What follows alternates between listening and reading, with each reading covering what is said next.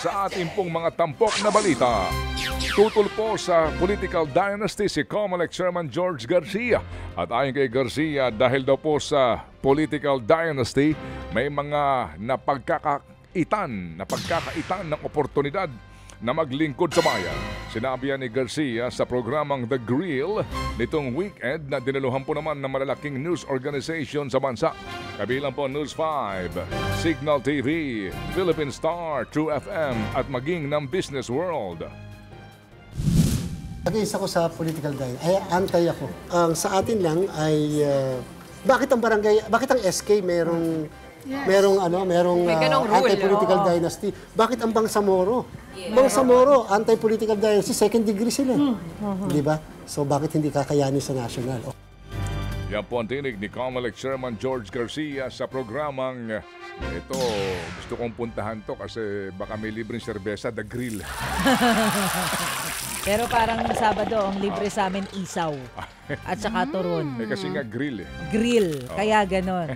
Pero si Tito Lourdes de Vera, tumutungga ng serbesa sa amin. Ay, sinasabi ko. May baon. Lodi! Lodi talaga. Okay. Samantala, Manong Ted, lumabas naman sa pag-aaral ng Second Congressional Commission on Education o EDCOM 2 na marami pa rin kakulangan sa sistema ng edukasyon sa bansa. Ayon sa EDCOM, 30% ng mga Pinoy ang hindi pala functionally literate o nakakapagbasa pero hindi nakakaintindi. Dahil sa bumababang kalidad ng edukasyon sa bansa, bunsod ng maraming problema. Kabilang dyan ang isang dekada ng kakulangan sa mga textbooks at mga teacher na nagtuturo ng hindi nila major subjects. Hindi rin daw namomonitor ang kalidad ng pagtuturo sa mga eskwelahan dahil kalahati ng DepEd school sa buong bansa ang walang principal. Bukod pa riyan, ang 4,000 bakanting posisyon para sa mga guidance counselors na gumagabay dapat sa mga bata. Ayon sa EDCOM 2, marami namang magagandang batas para lutasin ang problema sa edukasyon pero may kakulangan sa implementasyon at pondo. Devolved function po kasi yan. Ang ibig sabihin po sa LGU nakasalalay yung pag-i-implement ng nutrition sa first 1,000 days para hindi maging bansot ang mga bata at yung pagtuturo ng early education talagang nasa pondo rin ng LGU. Ang problema po dyan siguro yung kakayanan ng mga LGU, unang-una, hindi po lahat may pondo para magawa ito kasi reliant sila sa isang special education fund na pag mayaman yung munisipyo mo, mas maraming pera ka. Pag mahirap ka, 5th class municipality, halos wala ka na makukuhang pera para magastos, para maggawa itong mga nutritional at early childhood interventions.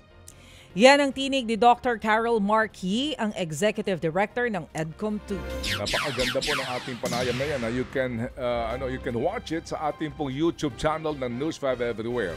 Napaka-revealing yan, Maricel, yung mga findings nila. Ha? Opo, at mukhang palagay ko, sabi nga niya, ito ho ay panahon na para aksyonan. Otherwise, ang ating pong kinabukasan nalalagay sa alanganin dahil ang kabataan po natin mukhang hindi po wala doon sa antas o level ng pag-absorb ng tamang edukasyon sa kanila pong particular na mga edad. Very revealing yung study.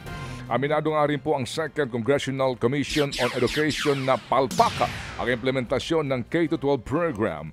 Ayon po sa EDCOM 2, hindi naabot ng K-12 ang original nitong target na ihanda ang mga senior high school graduates para nga po magkaroon ng trabaho ng mas maaga. Masyado raw kasing siksik ang curriculum sa K-12 pero hindi naman daw lahat na ituturo. Kulang din daw ang nakalaang panahon para po sa immersion ng mga estudyante. Kaya din po hindi sila tinatanggap basta-basta ng mga kumpanya kapag sila ay nakapagtapos na po ng K-12. Dahil hindi pa ho sapat ang kaalaman at kasanayan kahit na nakapagtapos po ng senior high school. Mungkahi po ng EDCOM 2, ripasuhin ang curriculum at paglaanan po ng mas malaking pondo ang sektor ng edukasyon para nga ma-reforma ang buong sistema. Ngayong November, magre-release po ang EDCOM ng aming roadmap na ipopropose para sa ating gobyerno. Pe-present po natin to sa Kongreso tsaka kay President Marcos. Kailangan po natin siguro mga 10 taon na tutukan ito. tuloy-tuloy kasi masyadong matagal ding napabayaan at maraming isyong kailangang solusyonan. Kailangan nasa tama din po yung prioridad natin. Ang sinasabi natin, hindi po sapat na dagdagan yung pondo. Kailangan dagdagan ng malaki ang pondo at investments natin para sa edukasyon. At binabanggit po ni Dr. Carol Marquis, no, ang Executive Director ng EDCOM2. Magandang halimbawa dito, marami daw guro ngayon sa public school ang nagtuturo ng klase na hindi naman nila specialty. Oo, isa yan sa mga findings nila ha. Maliban doon sa kakulangan ng principal, kakulangan ng mga guidance counselor. Opo, isa po talaga sa problema ngayon. Kumbaga marami nagtuturo ng subject na hindi naman yun ang kanilang forte, kaya po hilaw yung kaalaman ng bata. Naku, napakaraming problema, Maricel. Kasabay nila nag-aaral yung teacher. Parang ganun. Nakaw. Opo, at maliban dyan, yung pong yung sinasabi po na napakaraming suspended ng classes. Oh, yeah. Opo, may mga ibang region daw, kumbaga kung ang bilang ng klase nasa, sabihin na natin na nasa 50 ang pasok, 25 araw o 30 dias ang suspended ng klase. 50% O ng kaya kabuuang... puro make-up classes na hindi naman din daw po maayos. Nakaw. Ang laki nga ng problema po ng sektor na ito.